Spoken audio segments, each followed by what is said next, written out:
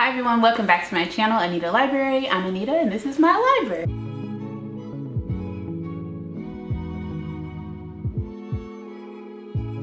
So today we are going to be doing my August TBR. I'm gonna do the TBR jar, but I'm gonna switch it up just a little bit. I do have my TBR cart here. It looks a little sad because I'm having trouble paring it down, you know.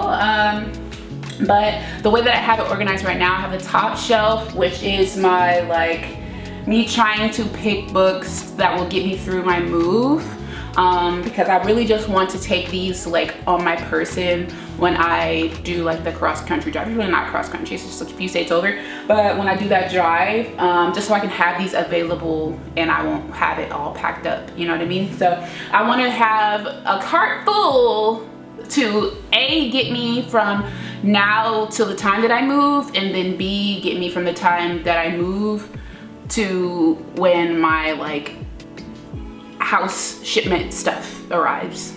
That makes sense?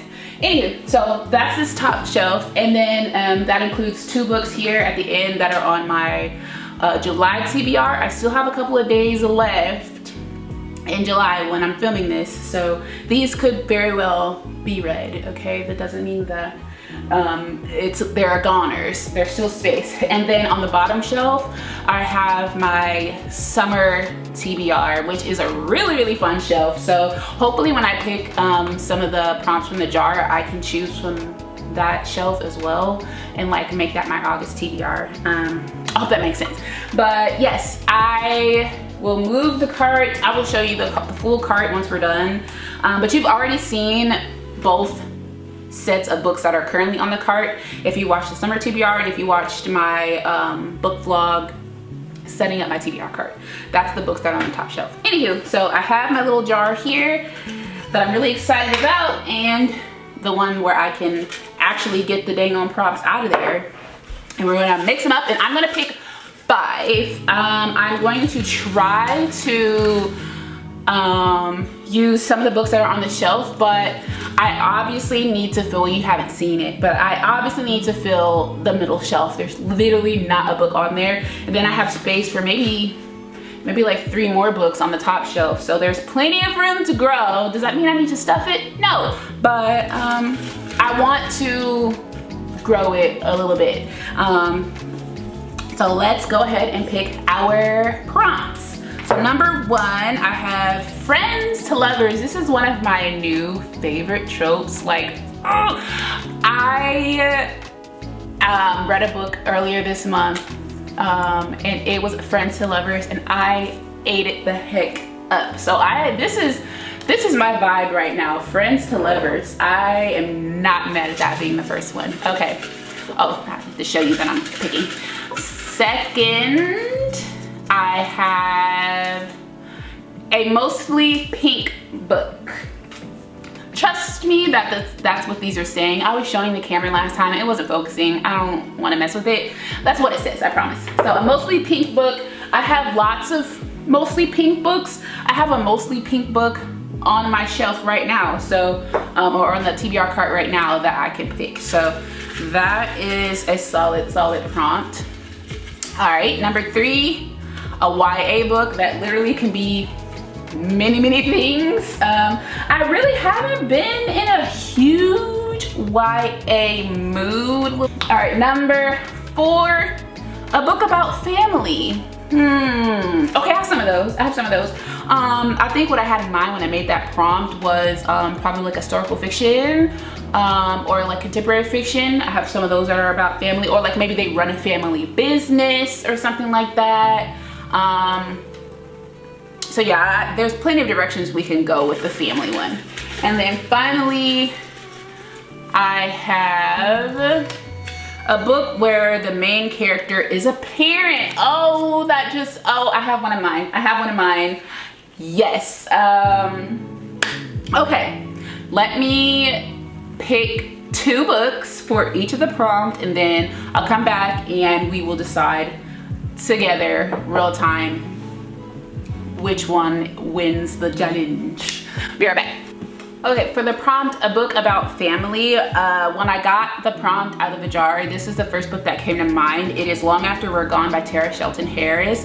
It is about a patriarch, King Solomon. He passes away and leaves this note to his 4 children, or his son in particular, to not let the white man take the house, which is a beautiful, gorgeous estate that his family has worked for. It has been passed down legacy after legacy, like in his family, and I guess now it's in danger of being seized for some reason, and the 4 siblings have to work together to save their home. And it is based in the South in North Carolina. And then this one, I forgot that I had this, but it is Brutal Prince by Sophie Lark. This is like a mafia, like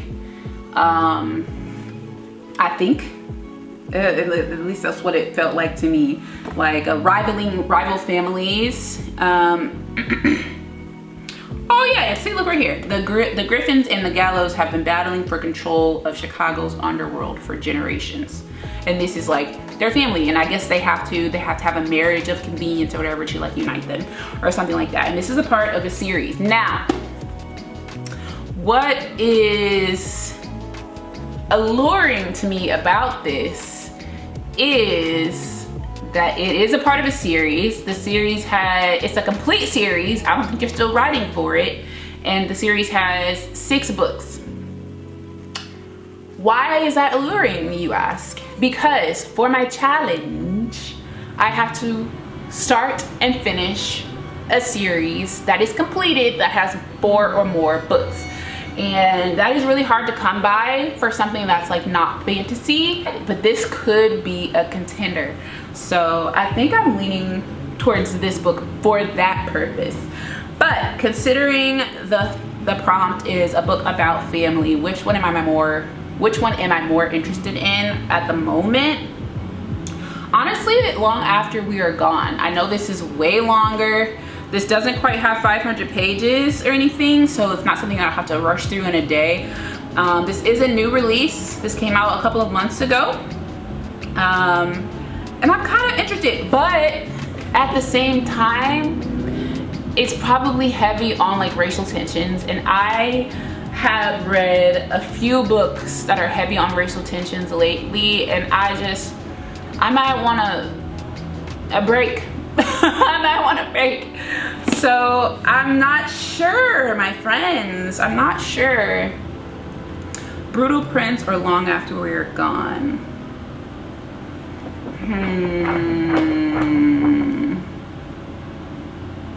I'm gonna go with Long After We're Gone because I have another book by this author. I haven't read it, so this will kind of be like just catching the vibe of the author and seeing like what type of writing style they have, and like get me more excited about the other book that I have on my shelf.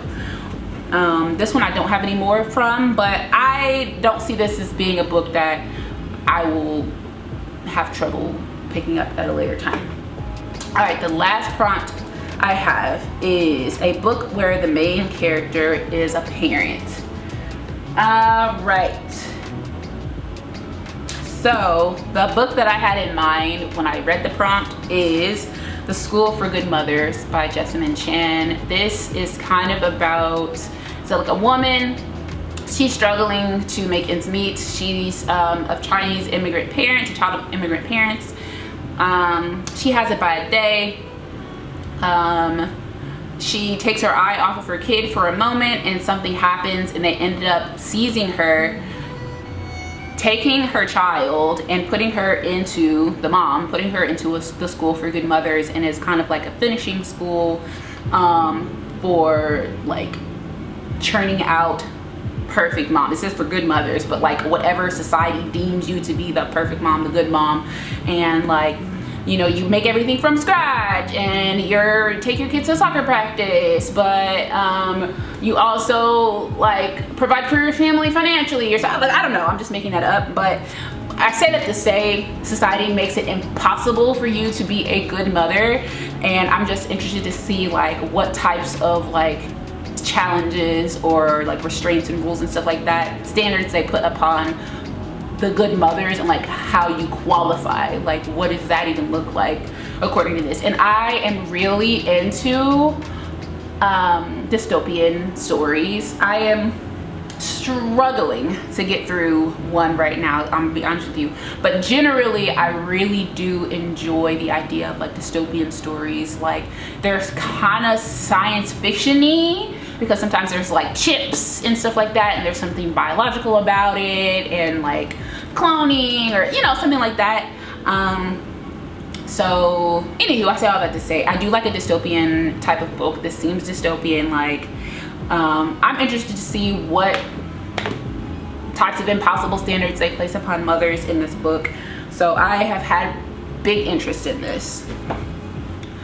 The second book that I have as an option for where the main character is a parent is a book that I have not read from Jerome Dickey. I've probably read 10 of his books or something like that over the years. And this one is called The Business of Lovers. And it follows two brothers, Andre and Dwayne. Wait.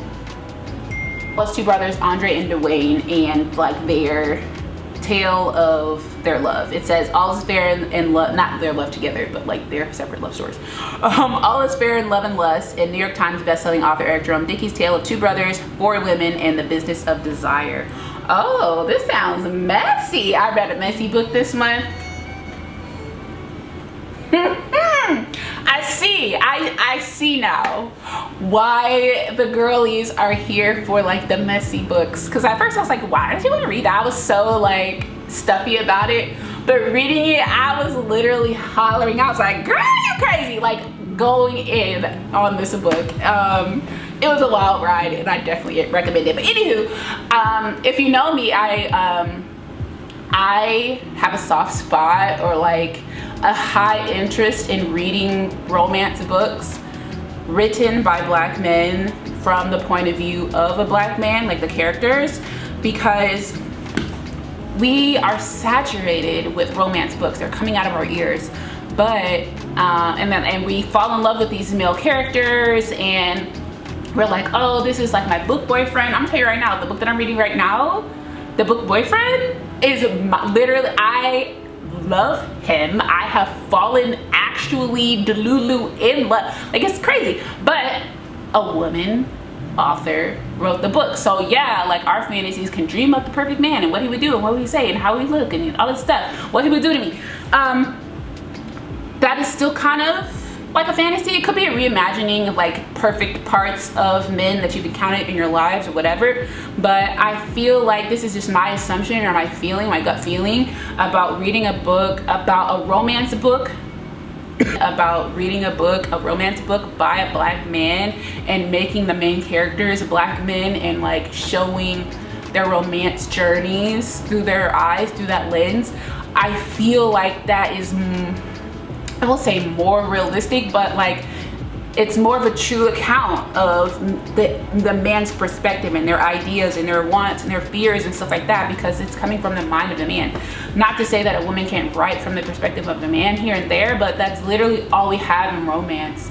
That's all that I've been able to find. And Jerome Dickey is the unicorn who writes gorgeous, fabulous, relatable, down to earth, like human men, and love the women down, okay? Like, but it's been so long since I've read one, and to find one in store that I haven't read and it's readily available to me, I would love to revisit his writing. He is phenomenal and I miss him.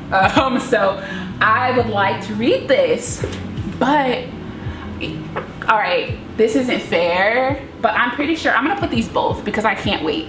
I can't wait, and I can't choose. I don't want to choose. I'm gonna read both. I want to prioritize both. I'm picking both.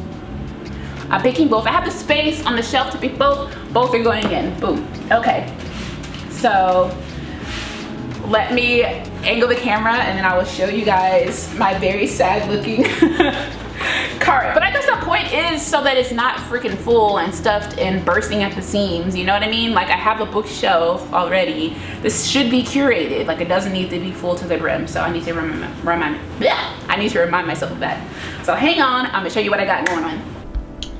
Okay friends, so this is my book cart as is right now. There's lots of room to grow, so I don't want to like overstuff it, but as of right now, excluding the 2 books that I am just about done with that are on here, there are I think 22 books on the shelf, and I average about 10 books a month reading wise, and if I want, the intent is to get for this book cart to get me through September, and if I want this to get me through September with some more options, I'm gonna have to figure out some more books to fill it in realistically.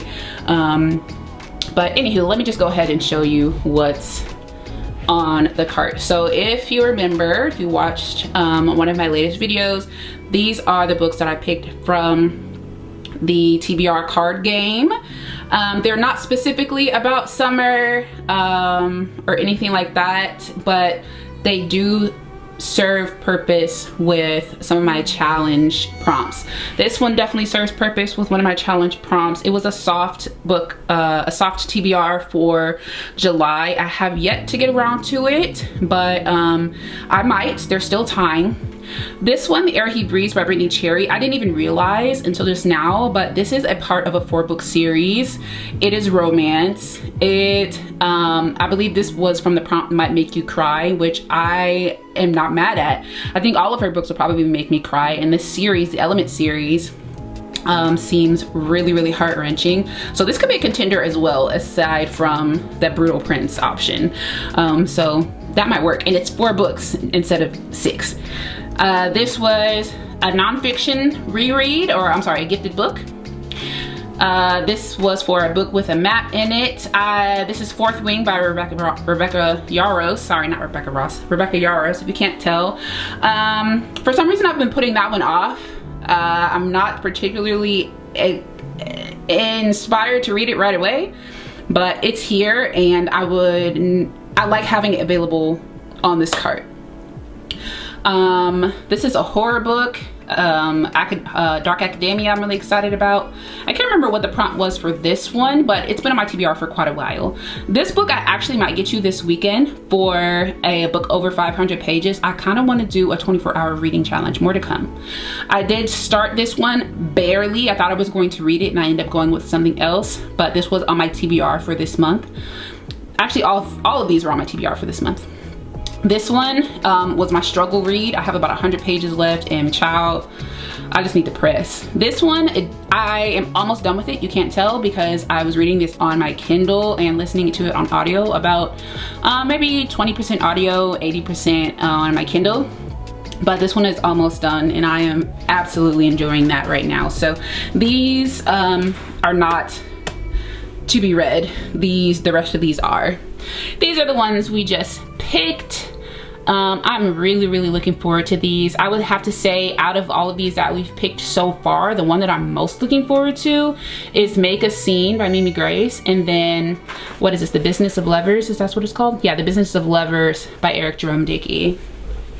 And then at the bottom here, I just have my summer TBR that I have curated from my shelf. I picked, or from my overall bookshelf, I picked several summery sunny books.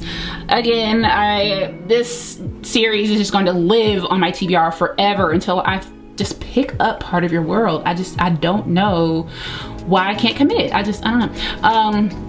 Sunny Hostin's books, I don't know why I don't have them next to each other, but it is a part of a 3-book series about like Black affluent women like summering and just having vacation, and of course there's like drama associated with it, but it just seems very like a summary vibe.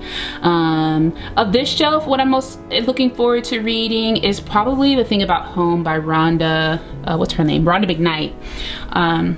That one just gives like down home country vibes, like sweet tea vibes. Speaking of which, Sweet Tea is another anticipated read from here. So that is what my shelf is looking like right now. Oops, right now. Obviously there's room to grow, but I'm cool with this, especially to like get me started for August. Also, I do have some Kindle reads that I'm really looking forward to. I just did a What's on My Kindle Limited version. I definitely have been leaning more onto the Kindle lately, but that's all I have. Well, let me go ahead and turn you around. Okay, that's all I have for what's on my TBR cart, my curated like seasonal cart, maybe that's what I can call it, and just kind of add to it as needed. This is going to get me through the end of September for sure. That is my plan, especially once I get to packing and everything. I need that cart to be full with anything that I might want to read through September, just in case, like I said, my home goods and stuff like that don't arrive until later. But anywho, that's all I have for today's video. I hope you like this style of video. If you do, give it a thumbs up so I'll know to make more. And also let me know down in the comments like how you prefer one, choose, or TBR, because I've kind of done a little bit of everything. I've done like my own cards, like the little slips of paper like I did today with the TBR jar. I did the cards from Etsy. I actually go and shop my shelves. So let me know in the comments down below like what you want to see. If you like the video, give it a thumbs up. If you're new here, please consider subscribing. I can't believe I didn't say that at the beginning. Oh my gosh. Please consider subscribing. I would love to nerd out about books with you. This is my joy. Like, I don't know if that's sad or what, but books, reading, like connecting with you all over what we're reading, buddy reading. I've attempted one, and it was hit or miss. It's no fault of either of us, but it was exciting and I would love to do more. So if you see any of these and you're like, hey, let's buddy read, sign me up. But I'm gonna go. I have a tiny little bitty errand to run. Other than that, I'll see you guys in my next video.